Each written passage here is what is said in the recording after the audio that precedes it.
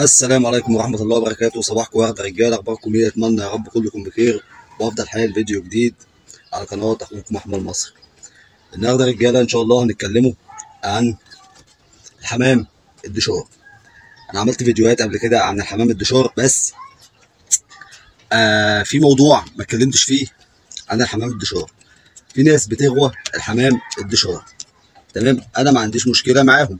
في ناس بتجيب أولة كاملة حمام دشار وبتطيرها عندها، برضه انا ما عنديش مشكله معاهم. انا بقول رايي في الموضوع، وكل واحد حر في هوايته في الغايه. بص يا رجاله، نصلي بينا على النبي. تمام؟ اول حاجه يا رجاله، الغيه من وجهه نظر انا المتواضعه غيه زغلول. غيه زغلول يعني ايه؟ طب يعني الحمام الدشار ده ليه لازمه في الغيه؟ اقدر اقول لك بنسبه 20 30% ليه لازمه في الغيه. طيب ايه لازمته في الغيه؟ وايه الغلطات اللي الناس بتغلطها؟ اول حاجه الغلطات، هقول لكم على الغلطات الاول، بعد كده اقول لكم لازمته ايه في الغيه. الغلطات اللي الناس بتغلطها، اللي بيروح يجيب اوله كامله، عنده ويثبتها عنده، سواء يثبتها تثبت على باب او تثبت على طيره ايا يكن. الله، في فرد زغلول قام يا رجاله، الزغلول الاسترالي قام يا رجاله. طب نوقف الفيديو نبصوا عليه نرجعوا لكم تاني. يا رجاله، قام كسر دوره زي ما قلت لكم انا قبل كده، هو ده بيقوم بسم الله ما شاء الله. تمام؟ الجو النهارده فيه تيار هواء، فانا قلقان شويه على الزغاليل دي، تيار الهواء يقلب الزغاليل. فهنرجعوا تاني لموضوعنا يا شباب. اول حاجه يا رجاله، احنا اتفقنا على ان الحمام الدشار ما ينفعش تروح تجيب اوله وتثبتها عندك في المكان. ليه بقى؟ هيتضرب منك. ازاي ده؟ انا بروح اجيب حمام دشار وحمام جامد وشفته وطاير وخد في مجال وحمام من حديد. اقول لك الحمام الدشار ده جامد، بس جامد عند صاحبه مش عندك انت. طب ليه جامد عند صاحبه ولما يجي عندي مش هيبقى جامد؟ لان ببساطه هو كان عند صاحبه، حمام الدشار ده كان عند صاحبه، كان زغلول الغيه، فلما جه عندك بقى اسمه حمام دشار. طب تفرق ايه؟ تفرق ان الزغلول لما بيطلع في المكان ومتربي بباب، طلع على باب، تربى لقى نفسه في الغيه دي، تمام؟ علمته انت، خليته يطير، خليته بات عندك السنه، بقى ياخد في المجال، بقى يطلع تماسي، جمد على هذا الوضع. طب لما نقلت جبته من مكان لمكان، تمام؟ انت كده بوظت الخريطه بتاعت دماغه خالص. تمام؟ فبيتضرب منك. واللي يقول لك انا بجيب حمام دشار وما بيتضربش مني، قول له انت كذاب. مع كامل احترامي للغواي الدشار، بيتضرب منه بس مش هيطلع يقول لك. تمام. طيب لازمته ايه في الغيه؟ لا، ليه لازمه في الغيه. الحمام الدشار ليه لازمه في الغيه.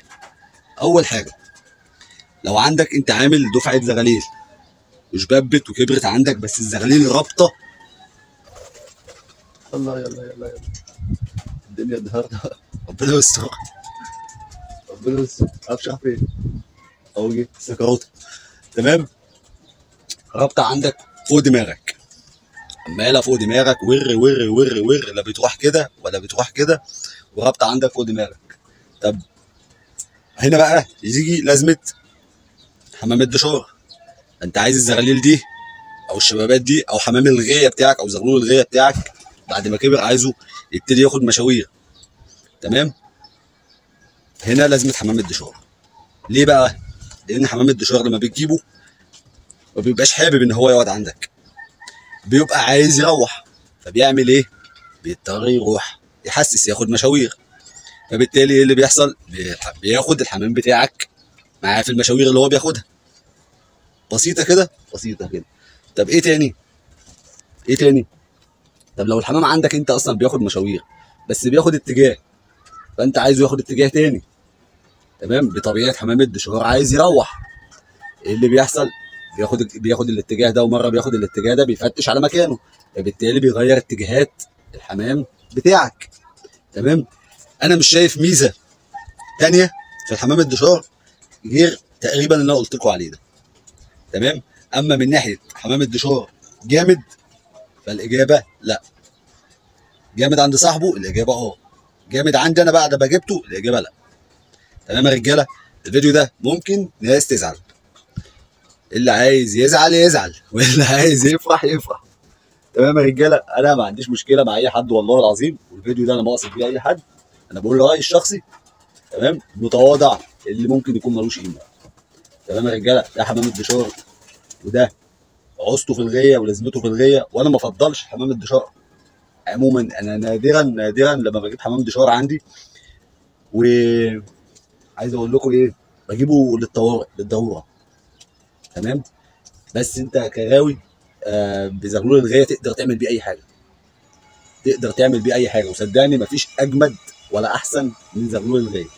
زغلول الغايه ده وهو جامد عندك، تمام، وكبر وبقى فرده اوله وحد اشتراه منك، صدقني مش هيبقى جامد عنده زي ما كان جامد عندك. تمام يا رجاله. ده كان رايي في حمام الدشار، وبكده نكون وصلنا لنهايه الفيديو. لو اول مره بتشوفنا اعمل اشتراك، لو عجبك الفيديو اعمل لايك، لو عندك اي سؤال او تعليق اكتب لي في التعليقات، والسلام عليكم.